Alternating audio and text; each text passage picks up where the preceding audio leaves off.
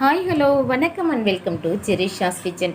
இன்றைக்கி இந்த வீடியோவில் ரொம்பவே ட்ரெடிஷ்னலான ஒரு ஸ்வீட் ரெசிபி செய்ய போகிறோம். ஆமாங்க, வாழை இலையில் பூரண கொழுக்கட்டை எப்படி செய்யறதுன்னு பார்க்க போகிறோம். நீங்கள் வீடியோக்குள்ளே போகிறதுக்கு முன்னாடி நம்ம சேனலை ஃபஸ்ட் டைம் பார்க்குறீங்கன்னா மறக்காமல் சப்ஸ்கிரைப் பண்ணிட்டு கூடவே இந்த வெள்ளைக்கானையும் கிளிக் பண்ணிவிடுங்க. இப்போ நம்ம ப்ரிப்ரேஷன் பார்க்கலாம். இந்த பூரண கொழுக்கட்டைக்கு ஃபஸ்ட்டு நம்ம பூரணம் செய்ய போகிறோம்.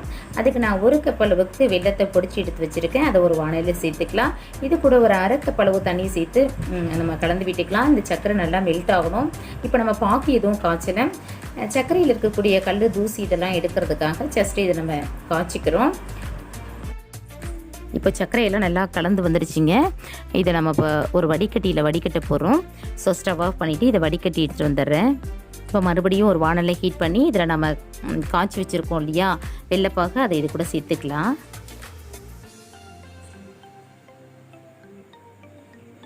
ஸோ இந்த பாகு நல்லா கொதிச்சு வரணும். ஸ்டவ்வை மீடியம் ஃப்ளேமில் வச்சுட்டு நல்லா கலந்து விட்டுக்கலாம்.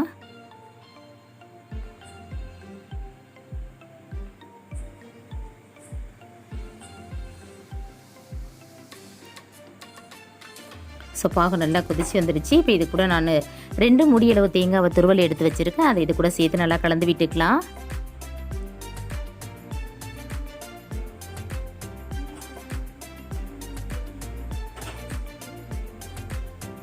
பாகு காய்ச்சறதுனால பூரணம் ரொம்ப தண்ணியாயிடும்னு நினைக்க வேணாம். நீங்கள் இதை கூட தேங்காய் சேர்த்து நல்லா நீங்கள் கலந்து விட சர்க்கரை பாகு நல்லா கட்டியாயிடும்.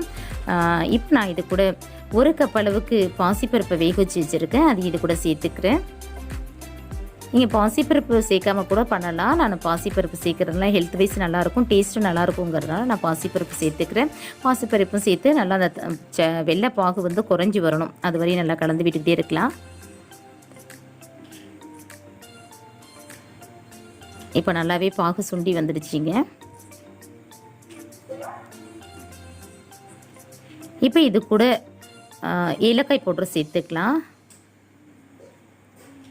கூடவே வாசனைக்கு 1 ஸ்பூன் அளவுக்கு நான் நெய் சேர்த்துக்கிறேன். இது டேஸ்ட்டு நல்லாயிருக்கும், வாசனை நல்லாயிருக்குங்கிறதுனால நான் நெய் சேர்த்துக்கிறேன். நீங்கள் தேவையில்லைன்னா ஸ்கிப் பண்ணிவிடுங்க. இப்போ இதை நல்லா சேர்த்து கலந்து விட்டுக்கோங்க. கொஞ்சம் அங்கங்கே தண்ணி இருக்கிற மாதிரி உங்களுக்கு தோணுச்சுன்னா, பாகு கொஞ்சம் தண்ணியாக இருக்க மாதிரி தோணுச்சுன்னா ஸ்டவ்வை நல்லா ஃபுல் ஃப்ளேமில் வச்சுட்டு இந்த மாதிரி நல்லா கலந்து விட்டுருங்க. பூரணம் நல்லா திக்காக இருக்கணும், அப்போ தான் வெளியில் வராமல் இருக்கும். ஸோ இப்போ நம்ம ரெடி ஆகிடுச்சு. ஸ்டவ் ஆஃப் பண்ணிடலாம். அடுத்து நம்ம மாவு பிசைய போகிறோம். நான் இந்த கப்பால் 2 கப் அளவுக்கு மாவு எடுத்திருக்கேன். ஸோ 2.5 கப் அளவுக்கு தண்ணி சேர்த்துக்கலாம். இது கூட டேஸ்ட்டுக்கு தேவையான அளவு உப்பு சேர்த்துக்கிறேன். தண்ணி நல்லா கொதிச்சு வரணும். கொதிச்சு வந்த பிறகு நம்ம இதில் மாவு சேர்க்க போகிறோம். அதுக்கு முன்னாடி இதில் நான் 1 ஸ்பூன் அளவுக்கு நெய் சேர்த்துக்கிறேன். நெய் சேர்த்துக்கிறதுனால நமக்கு மாவு நல்லா ஒட்டாமல் வரும். ஸோ அதனால தான் நான் சேர்த்துக்கிறேன். நீங்கள் எண்ணெய் கூட சேர்த்துக்கலாம் நெய்க்கு பதிலாக. சேர்த்து இதை நல்லா கொதிச்சு வரட்டும் தண்ணி. இன்றைக்கி நம்ம பச்சரிசி மாவில் தான் அந்த கொழுக்கட்டை செய்ய போகிறோம். ஸோ நான் மாவை இப்போ இது கூட ஸ்டவ் ஆஃப் பண்ணிவிட்டு மாவை சேர்த்துக்கோங்க.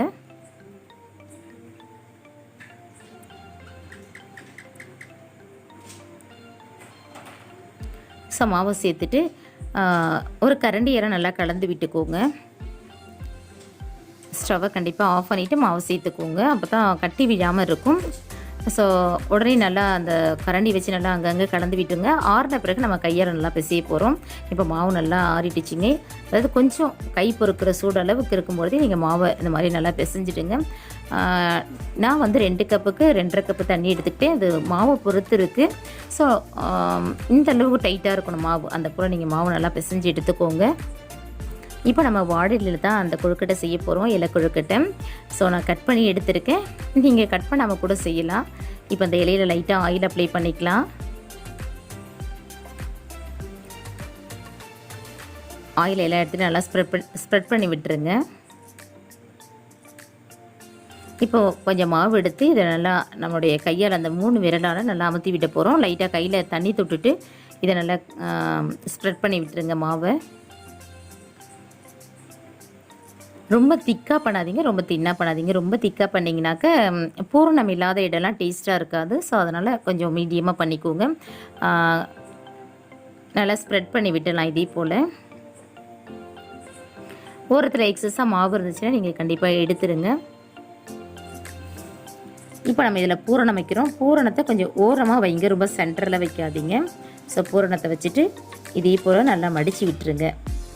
2 கையும் யூஸ் பண்ணி நல்லா மடிச்சிட்டு இந்த ஓரெல்லாம் நல்லா அமுக்கி விட்டுருங்க. ஓரத்தில் எக்ஸஸாக மாவு வந்துச்சுன்னா வெளியில் எடுத்துடுங்க.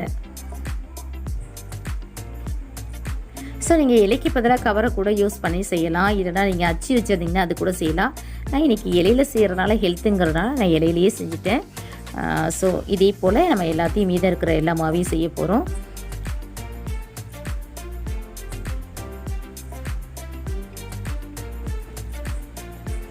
ஸோ இதை போல் இலையில் நல்லா ஸ்ப்ரெட் பண்ணி விட்டுடலாம்.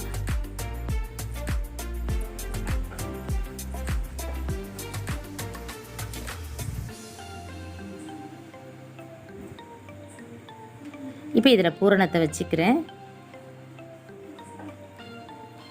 பூரணத்தை வச்சு நல்லா மடிச்சிடலாம்.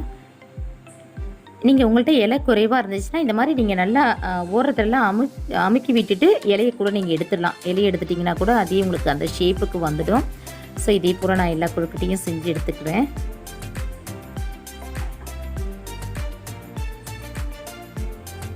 ஸோ அவ்வளோதாங்க, நான் செஞ்சு எடுத்துட்டேன்.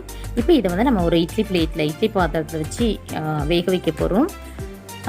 இட்லி பாத்திரத்தில் கீழே தண்ணி வச்சுருக்கேன். அது மேலே பிளேட் வச்சுட்டு ஸோ இதை போல் நல்லா அடுக்கி விட்டுருங்க. இப்போ இதுக்கு ஒரு மூடியை போட்டு ஒரு 10 நிமிஷம் இது ஸ்டவ்வை ஃபுல் ஃப்ளேமில் வச்சு வேக வச்சு எடுத்துடலாம். நம்ம ஏற்கனவே ஹாட் வாட்டரில் மாவு பிசைஞ்சதுனால சீக்கிரம் வெந்துடும். ஸோ இப்போது பாருங்கள், இலையோட கலர் எல்லாம் கூட மாறி இருக்கும். அவ்வளோதான், ஸ்டவ் ஆஃப் பண்ணிவிட்டு இதை எடுத்துடலாம். நம்மளுடைய கொழுக்கட்டை ரொம்பவே ஹெல்த்தியான ஒரு கொழுக்கட்டை ரெடி ஆகிடுச்சிங்க. கண்டிப்பாக ட்ரை பண்ணி பாருங்கள். ட்ரை பண்ணிவிட்டு உங்களுடைய மேலான கருத்துக்களை மறக்காமல் கமெண்ட்ஸில் சொல்லுங்கள். இந்த வீடியோ உங்களுக்கு பிடிச்சிச்சுன்னா லைக் பண்ணுங்கள், ஷேர் பண்ணுங்கள். மறக்காமல் நம்ம சேனலை சப்ஸ்கிரைப் பண்ணுங்கள். கூடவே இந்த பெல் ஐக்கானை கிளிக் பண்ணுங்கள். மீண்டும் வேறு நல்ல ரெசிபியோடு நான் உங்களை சந்திக்கிறேன். தேங்க்ஸ் ஃபார் வாட்சிங். Take care and by.